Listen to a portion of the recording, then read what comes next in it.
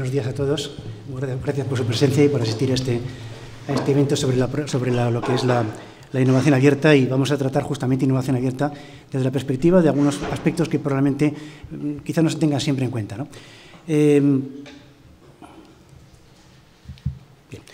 Hace algún tiempo yo estaba reunido, estaba tomando un café exactamente con una persona que quizá le conozcáis a alguno de vosotros, que es Rafael Muguerza. Ha sido director de innovación del Gobierno de Navarra durante mucho tiempo. Estamos tomando un café y él había dicho una charla, había dicho una cifra, y era que la cooperación entre empresas en Navarra era solamente del 4,5%, ¿no? Y le dije, oye, Rafa, ¿esto es extrapolable al resto de España y tal? Y me dice, sí, totalmente, ¿no? Y yo dije, ¿y por qué crees que pasa esto? Y él me decía, mira, yo creo que pasa porque las empresas tienen miedo, están agazapadas, ¿no? Tienen miedo a sacar su conocimiento, tienen miedo a que hasta se lo puedan copiar, tienen miedo a compartir. Le dije, pero vamos a ver, esto es una locura, no tiene sentido. Para eso hay mecanismos para evitar que esas cosas sucedan, para poder compartir con seguridad, ¿no?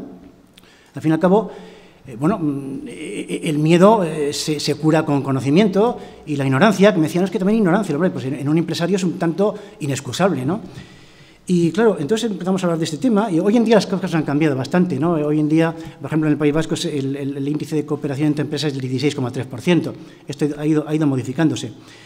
No obstante, sí que hay una cosa que dejar clara, quizá para aquellos que tenían miedo, y es que, de alguna forma, la innovación abierta no tiene que ver con la candidez, no tiene que ver con que pongo mi conocimiento, se lo doy a otro lo explota, yo no veo ni beneficios de un tipo ni de otro. No se trata de candidez, se trata de que hay que articular este tipo de relaciones de innovación abierta exactamente igual que algunas que otras, ¿no? Digamos que lo que ocurre es que en innovación abierta, los derechos de propiedad industrial, de los que podemos hablar un momento después, los derechos de propiedad industrial están tan presentes como en cualquier otro tipo de innovación, tan presentes como cualquiera. Simplemente lo que sucede es que en innovación abierta los decidimos ejercer de otra forma. Digamos que lo compartimos, pero dejando claro, incluso muchas veces, para beneficio de todos, para beneficio fundamentalmente del pequeño. Se dio el caso hace algún tiempo que una empresa que se llamaba Go, y sacó un lápiz para informática, e inició conversaciones con Windows, justamente el hecho para compartir conocimiento y demás, y finalmente esa empresa acabó cerrando. Pues porque hoy hay un Paint Windows, o hubo un Paint Windows, que sustituyó aquel Paint Go, sustituyó aquella idea tan buena, tan maravillosa, tan interesante, que se hizo, pues que sencillamente que perdió su conocimiento, ¿no? Tenemos casos evidentemente de empresas que a veces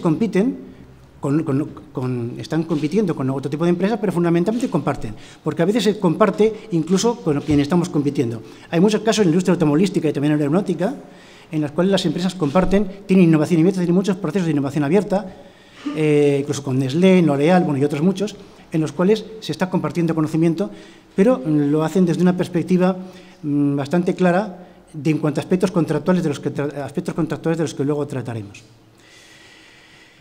Compartir incluso lógicamente con competidores, como decíamos, ¿no?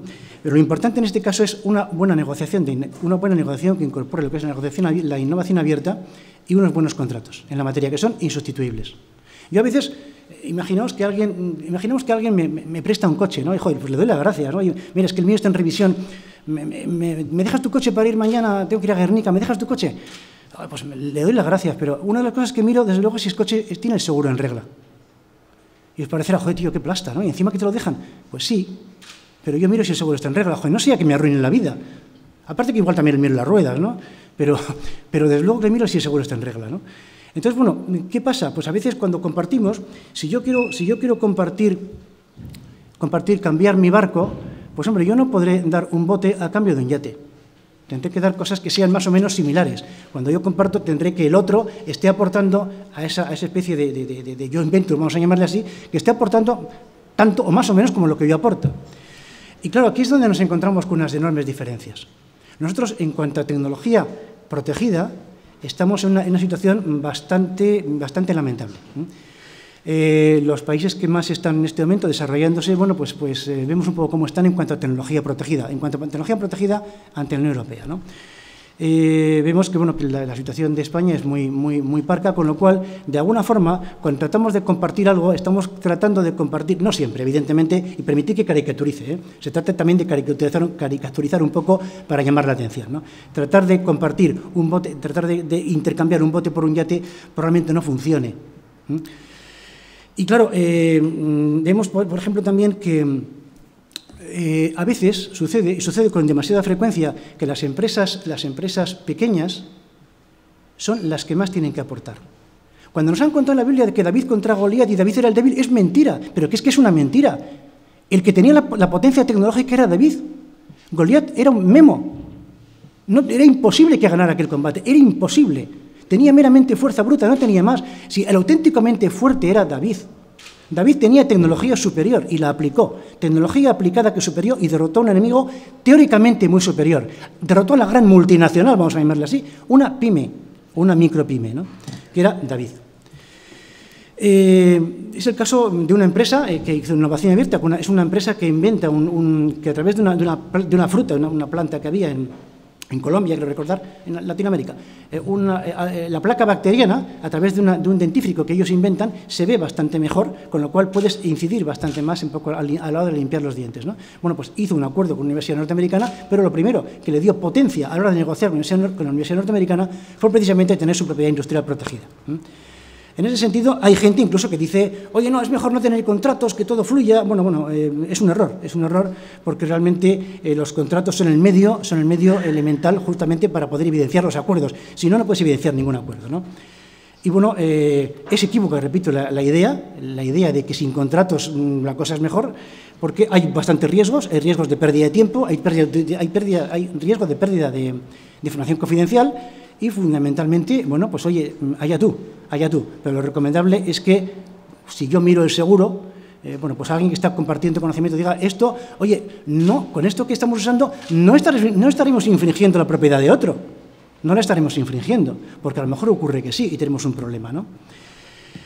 Entonces, la innovación abierta es una fuente de expectativa, de derechos, y bueno, digamos que antes estábamos diciendo que no hay un método de innovación abierta. Ciertamente no hay un método, no lo hay, pero tampoco hay una normativa.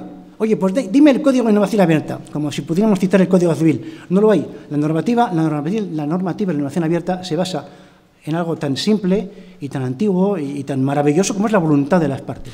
A veces el Estado no tiene nada que intervenir, o tiene que intervenir muy poco. Es decir, es la voluntad de las partes. En este sentido, hay unos hitos en materia de innovación abierta, donde también funcionan lógicamente los contratos, que es la identificación del conocimiento que queremos compartir, es definir la estrategia de protección, decidir qué deseamos realmente aportar a este proyecto, un acuerdo de confidencialidad, porque muchas veces no se llega a nada finalmente, un inicio de conversaciones, una negociación y finalmente suele acabar o debería acabar en la firma de un contrato, ¿no? Es muy importante, repito, por citar algún caso, el asegurarse de que no se infringen derechos de terceros, asegurar la asistencia para, oye, me has dado este conocimiento, pero ocurre que yo soy incapaz de poderlo desarrollar yo solo. Bueno, pues evidentemente el contrato debe contemplar que debe haber una asistencia para después poder desarrollar eso, ¿no? Tiene que pactarse en caso de que haya algún conflicto, Dios no lo quiera, pero si hay un conflicto, oye, ¿quién actúa? ¿Quién actúa? ¿En nombre de los dos o quién actúa? ¿O actúas tú, actúo yo, además, ¿no? Y bueno, pues los contratos realmente son necesarios justamente para definir ese tipo de relaciones, igual que cualquier relación humana. Hay que distinguirlos y bueno, pues hay que controlarle en ese sentido la propiedad industrial, tiene que poderse ofrecer esa propiedad, puede ser que no puedas ofrecerla porque tengas ya un contrato anterior que te lo impide, y bueno, tiene que estar en vigor en los países que uno quiera extenderlo, donde realmente quiera desarrollarlo.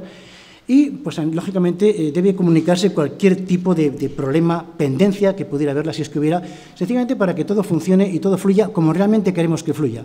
Y no quiero ser un poco el aguafiestas, ¿no? Pero en el sentido de que hagamos las cosas como tenemos que hacerlas, hagámoslas bien, hagamos innovación abierta y hagámosla bien.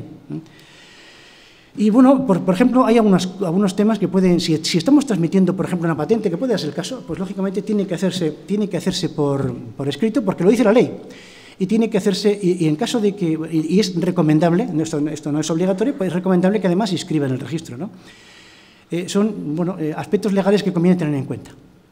Y luego hay que hacer un seguimiento. Por ejemplo, supongamos el caso de que alguien recibe una patente y no la usa. Pues ocurre que la pueden perder. Ese conocimiento en el que todos han puesto una gran ilusión, ese conocimiento se puede perder porque una patente que no se usa es objeto o puede ser objeto de una licencia obligatoria. O, por ejemplo, vamos a trabajar con esta marca, que va a ser una marca que hemos desarrollado para este proyecto conjunto, y ocurre que esa marca pues no la usa, uno de los titulares no la usa, pues puede caer en una caducidad por falta de uso.